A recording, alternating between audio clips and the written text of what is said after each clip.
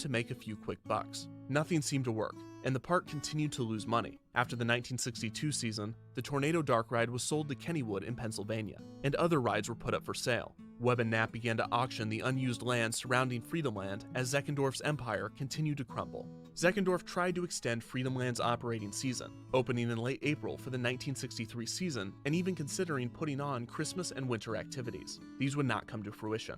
On May 16, 1964, Freedomland would open for its 5th season. As the opening approached, rumors circulated that Freedomland might be sold and moved to Florida, although park officials stated that they were optimistic about their future in New York, especially since the World's Fair had opened the previous month.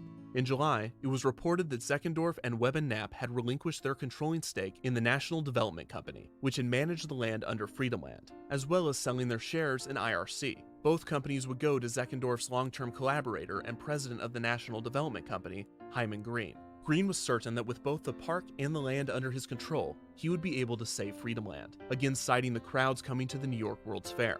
However, his confidence was misplaced. On September 13, 1964, Freedomland closed its gates for the season.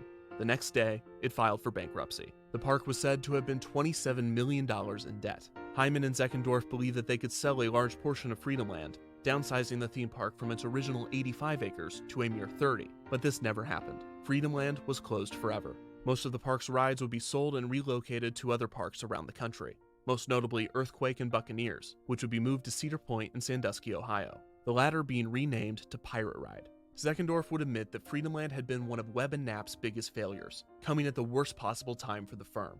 His empire, which once had over $300 million in real estate, was no more, and Freedomland would forever be cited as one of the main reasons. There was one silver lining.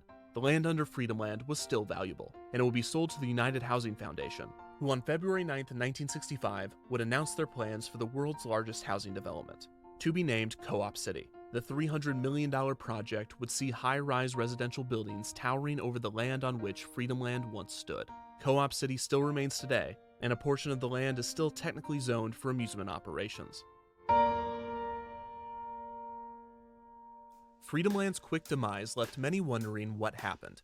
How did a park so grand fail so fast? The most glaring factors were the park's high construction costs and its seasonal operation schedule, both of which limited the park's success before opening day. However, this does not explain why Freedomland missed its attendance projections. These might have been inflated to begin with, but many speculate that Freedomland's model was already outdated by the time that it opened.